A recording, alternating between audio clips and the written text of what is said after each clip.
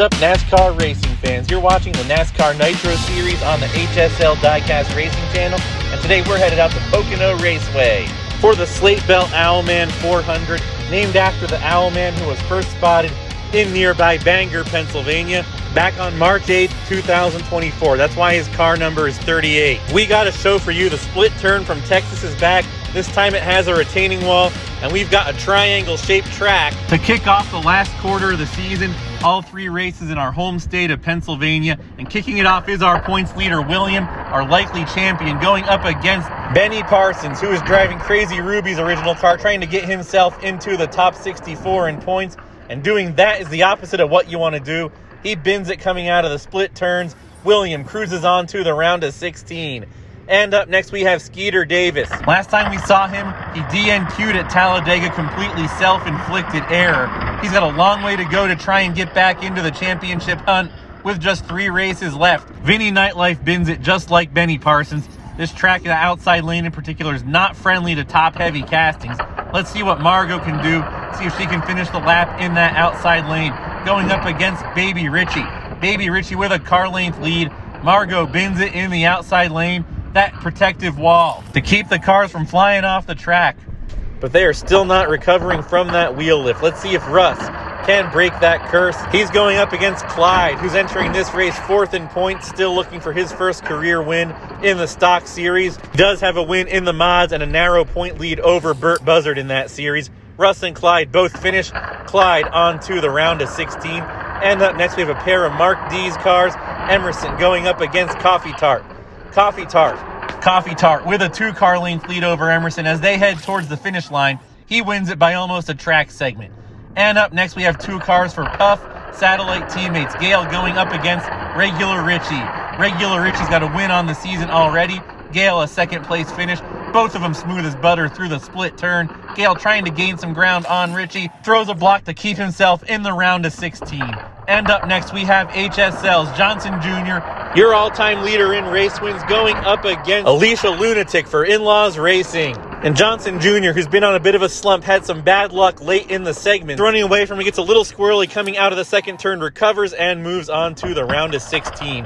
And up next, we have Mark Racel. His star driver, Morgan Shepherd, going up against Sawyer from Uncle Elvis Racing. And Sawyer bins it in the middle of the turns. He'll have to race his way in. Morgan Shepherd cruises to an easy win in the round of 32. And up next, we have Tristan Racewelski, driving for the home team HSL Motorsports, going up against Far Out J for Puff Satellite Team In-Laws Racing. Far Out J with a bumper length lead heading into the split turn. They are side by side. This is the most competitive race yet. Tristan body slams Jay into the wall. Tristan moves on to the round of 16.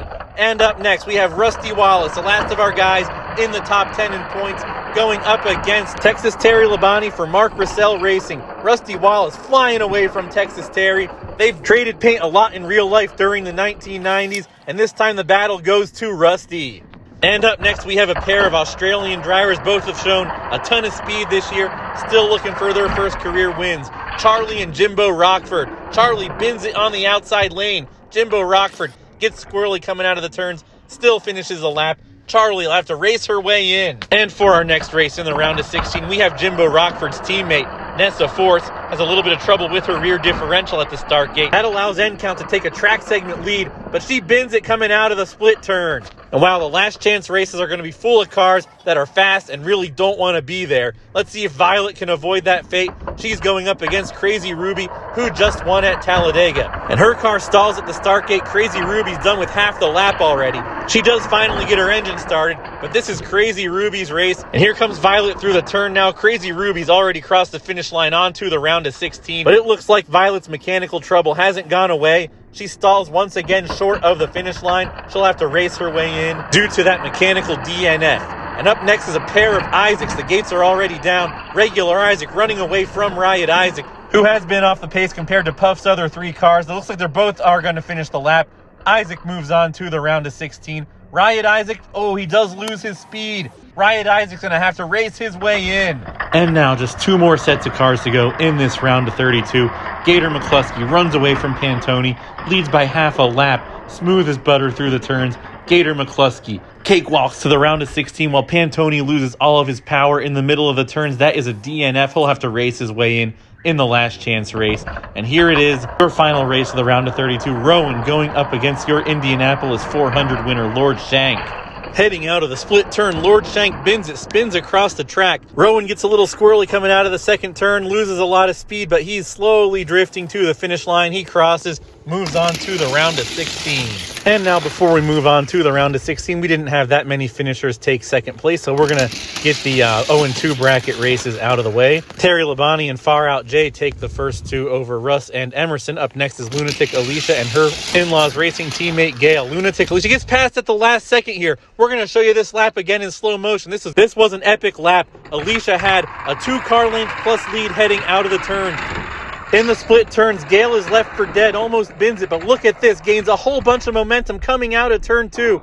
Show you this finish one more time. Beats Alicia by half the length of her hood. What an incredible drive by Gail to avoid a terrible starting spot. Now let's kick off the round of 16 with a pair of Uncle Elvis teammates. William, our points leader, going up against Rowan in that Mustang Stalker by Matchbox. Both of these cars are collectible castings with metal bases. They weigh 60 grams. But Rowan bins it in the turn, takes out his teammate. That's a double DNF. The highest finishing second place finisher in the points gets a reprieve into the round of 8. And Gator McCluskey's not going to be that guy. He's not going to finish the lap after flipping over in the split turn. Once again, in the second straight race, teammates are up against each other, and Gator McCluskey's definitely not going to finish there. Yep, he stops before the final segment. And look at this. We have another set of teammates, this time for Puffs Racing. Baby Richie going up against Normal Isaac. They're in mechanically identical castings. Baby Richie with a 3-car length lead over his teammate. Expands his lead on the backstretch. Baby Richie's going to move on to the round of 8. And so far, Isaac is the first driver to finish second. He'll move on to the round of 8 too, as long as Crazy Ruby or any of the following drivers in the outside lane don't finish their lap. When the gates are down, it's another rematch of the biggest rivalry in the stock series. Clyde with a 3-car length lead over Crazy Ruby. All she has to do is finish the lap and she moves on to the round of 8, but she doesn't. More concerned with beating Clyde than racing safely, she spins out trying to make an aggressive move with a less than 1% chance of working. And up next we have Crazy Ruby's teammate on the inside, Coffee Tart, and next to her is End Count for Chase Family Racing. The gates are down. Coffee Tart flawless through the split track, but End Count takes it too fast, bins it without any contact before they even reach the fat track. That's the second self-inflicted mistake to cost the driver an automatic spot in the round of 8. Now it's regular Richie going up against Jimbo Rockford. And once again, a choke by Jimbo Rockford, slides on his roof halfway across the track while Richie crosses the finish line. Or does he? Yes, he does. And now let's see if Johnson Jr. or Rusty Wallace, which of these HSL teammates can take it.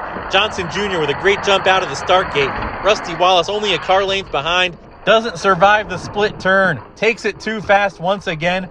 Johnson Jr. moves on to the round of 8. Finishes the lap. And now we have our last race of the round of 16. Morgan Shepherd going up against Tristan Racewelski. Neither of these guys have to drive recklessly.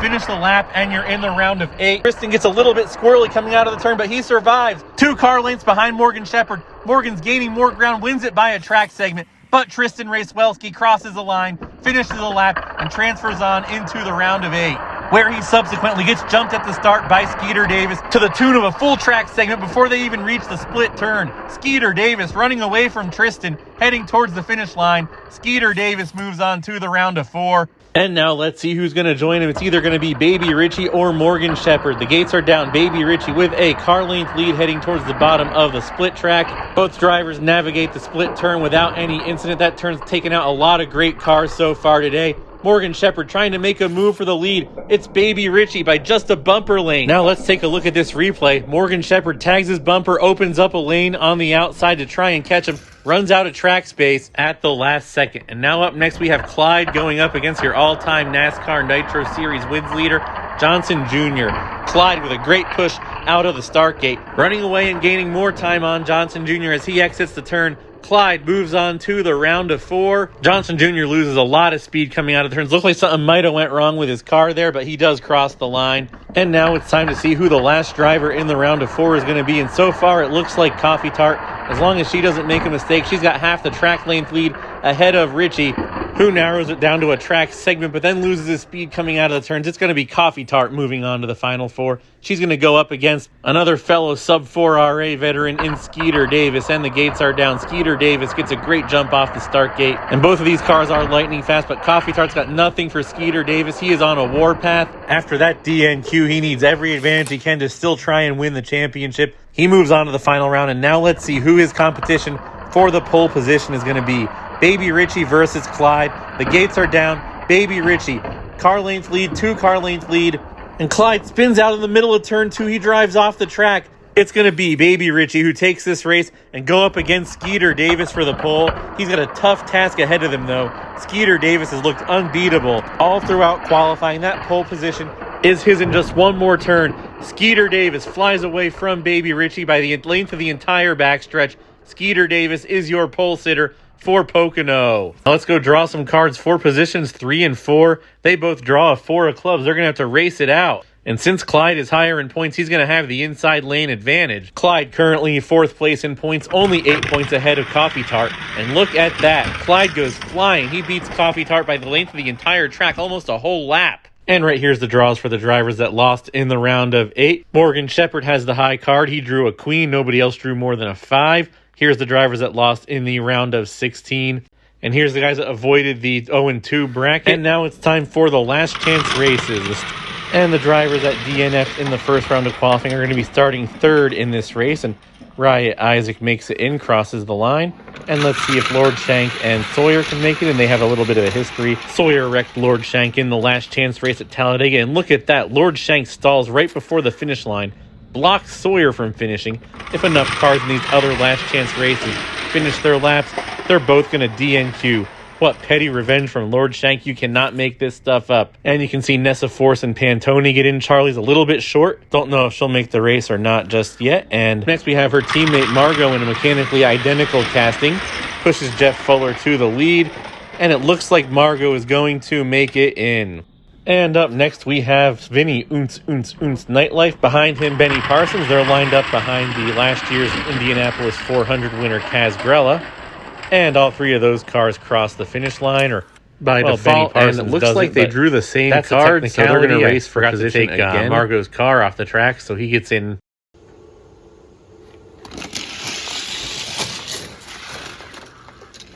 And it's going to be Margot. So what you're looking at right there is 11 cars along the side of the track. Those are the 11 cars that are making it in.